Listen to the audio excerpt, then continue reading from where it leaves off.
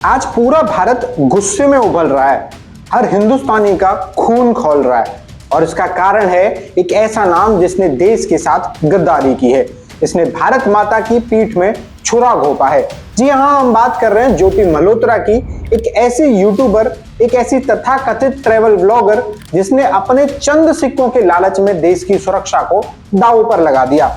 शर्म आती है ज्योति मल्होत्रा तुम्हें? तुमने उस धरती को धोखा दिया है जिसने तुम्हें नाम, शोहरत और आजादी दी। क्या तुम्हें जरा भी शर्म नहीं आती? जब तुम दुश्मन देश के साथ मिलकर भारत के खिलाफ साजिश रच रही थी, तुम्हारी इस गद्दारी पर हर हिंदुस्तानी थूक रहा है।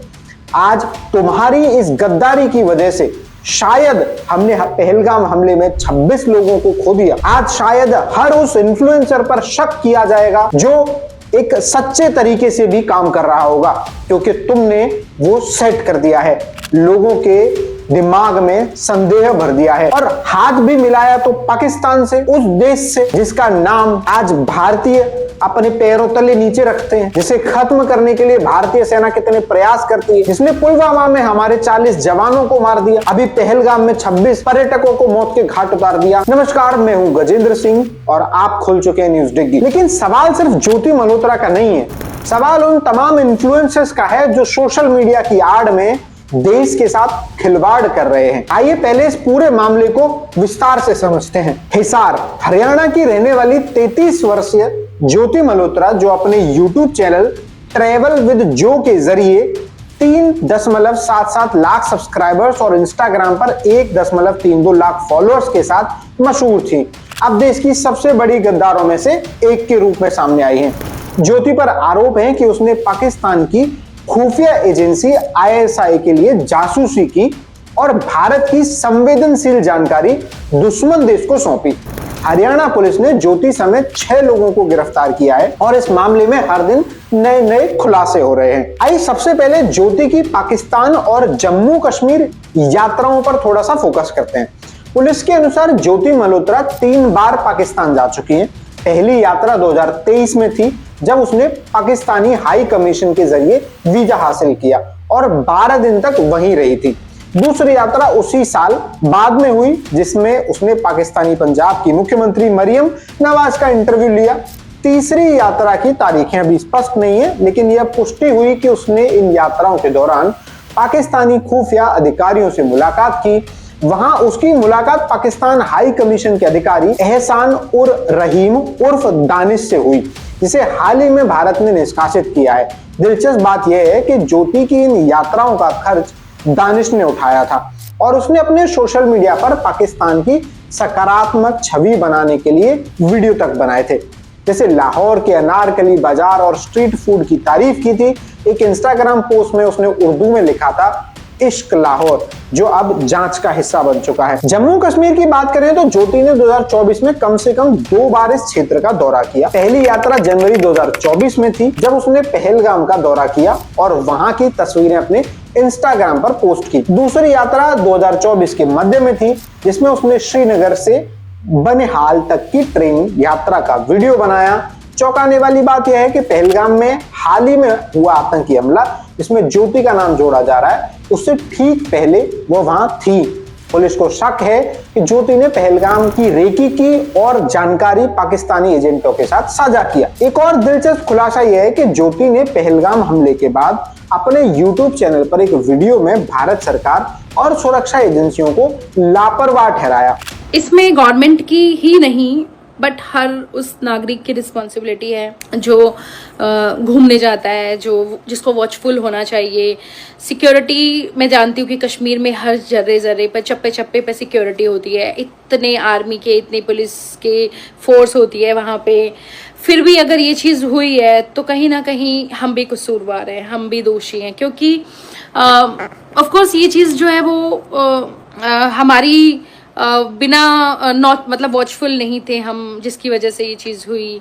हम लोग को वॉचफुल होना चाहिए, हमें रिस्पॉन्सिबल होना चाहिए। अगर उन टेररिस्ट को कोई भी सपोर्ट कर रहा है तो उनको सपोर्ट कर रहे हैं तो वी आर नॉट इंडियन। अगर हम लोग ही करप्ट हैं, हम लोग ही गलत हैं, तो वो चीज़ बहुत ज़्यादा झकझोर करने वाली है। किसी भी कंट्री के लिए वो बहुत ज़्यादा गलत है। अगर किसी ने भी उन टेररिस्ट को सपोर्ट किया है तो बहुत गलत चीज़ है, और उसमें हम खुद रिस्पॉन्सिबल हैं, हमारी गवर्नमेंट रिस्पॉन्सिबल है, क्योंकि वो उस सिक्योरिटी कहीं ना कहीं उनसे मिसिंग हुई। वो सिक्योरिटी वहाँ पर लैप्स हुई, कुछ तो गड़बड़ हुई जिस वजह से ये इतना बड़ा अटैक हुआ। लेकिन पाकिस्तान का नाम लेने से बची। यह व्यवहार जांच एजेंसियों के लिए संदिग्ध है। ज्योति का यूट्यूब चैनल और इंस्टाग्राम अकाउंट लाखों लोगों तक पहुंच रखते हैं। उसने अपने ट्रैवल व्लॉग्स के जरिए न सिर्फ अपनी छवि बनाई, बल्कि ब्रांड से स्पॉन्सरशिप और डील्स के जरिए लाखों की कमाई भी की है। लेकिन इस चकाचौंध के पीछे छिपा था उसका असली चेहरा, एक गद्दार का चेहरा, जो अपने देश को बेचने में जरा भी नहीं हिचकिचाया। जांच में यह भी सामने आया कि ज्योति के खर्च उसकी आय से कहीं ज्यादा थे, जिसने जांच एजेंसियों को उसके विदेशी फंडिंग की ओर इशारा किया। हम आसानी से ये बात समझ सकते हैं कि 3-4 लाख 2-3 लाख फॉलोअर्स होने पे इंस्टाग्राम और यूट्यूब से ज्यादा कमाई नहीं की जा सकती है, और ज्यादा कमाई नहीं की जा सकती है, और पहले से भी आपका बैकग्राउंड स्ट्रांग ना हो, आप बहुत पैसे वाले ना हो, मगर आप एक लाइफस्टाइल ऐसी जी रहे हो जो रईसों की लाइफस्टाइल हो, जिसके लिए बहुत पैसा लगता हो, तो आप शक के दायरे में तो आ ही जाएंगे। वैसा कुछ ही हुआ था ज्योति मल्होत्रा के साथ। जो आप उनके इंस्टाग्राम व्लॉग्स देखेंगे तो आपको पता चलेगा कि इतना पैसा नहीं है, फिर ये लाइफस्टाइल कैसे जिया जा रहा है। उसके पीछे भी पाकिस्तान का कनेक्शन बताया जा रहा है कि दानिश उनका खर्चा उठाते थे, या ऐसी बातें भी तमाम चल रही हैं। ताजा जानकारी के अनुसार ज्योति मल्होत्रा का इंस्टाग्राम अकाउंट ट्रैवल विद जो 1 अब सस्पेंड हो चुका है। इस अकाउंट को खोलने पर यह पेज उपलब्ध नहीं है का मैसेज दिखता है। यूट्यूब चैनल ट्रैवल विद जो अभी सक्रिय है, यूट्यूब को बंद नहीं किया गया है, लेकिन कई संदिग्ध वीडियो खासकर पाकिस्तान से जुड़े हटाए जा चुके।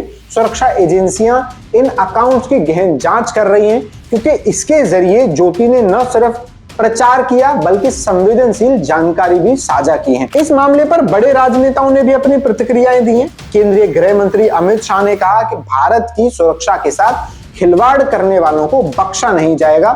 ज्योति मल्होत्रा जैसे लोग देश के लिए खतरा हैं, और हमारी सरकार ऐसी गद्दारी को जड़ से उखाड़ फेंकेगी।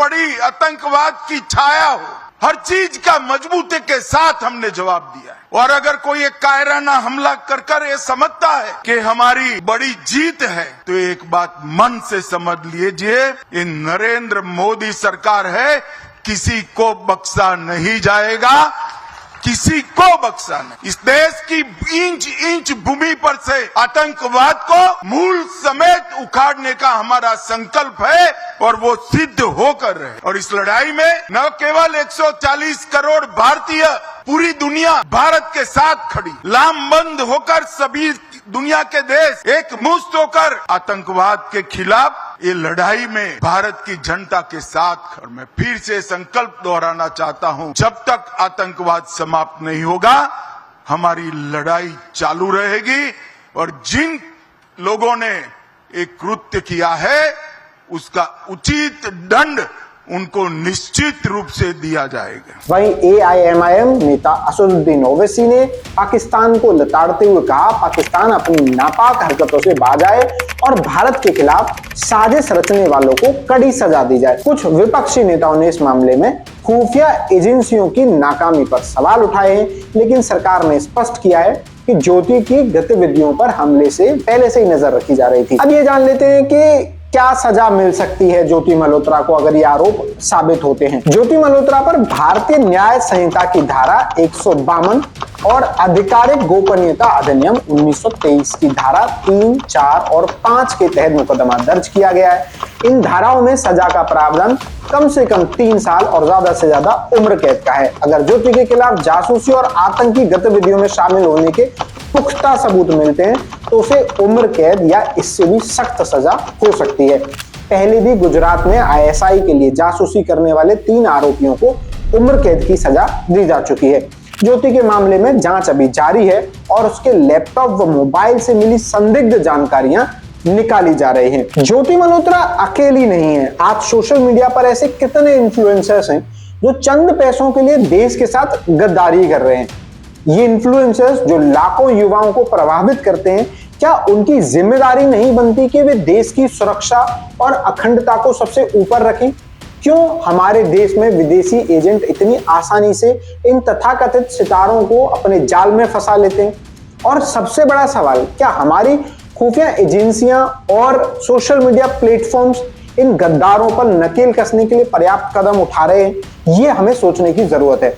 और आज के बाद आपको भी फिल्टर लगाना पड़ेगा, किस न्यूज चैनल को सुनना है, किस इन्फ्लुएंसर को देखना है, किस स्टार को फॉलो करना है, किस एक्टर को, क्योंकि कोई भी व्यक्ति इन देश विरोधी गतिविधियों में शामिल हो सकता है। तो आपको सोच समझकर ही अपने इन्फ्लुएंसर्स जिन्हें आप फॉलो करते हैं वो चुनने पड़ेंगे।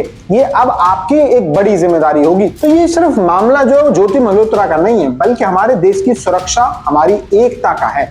हम आपसे जानना चाहते हैं, आप इस गद्दारी के बारे में क्या सोचते हैं जो ज्योति मल्होत्रा ने देश के साथ की? क्या इन्फ्लुएंसर्स पर सख्त निगरानी की जरूरत है? अपनी राय हमें कमेंट बॉक्स में बताएं। तब तक हम इस मामले पर नजर रखेंगे और कोई और अपडेट आता है तो उसे आप तक जरूर पहुंचाएंगे। हमारे साथ बने रहिए, तब तक के लिए धन्यवाद।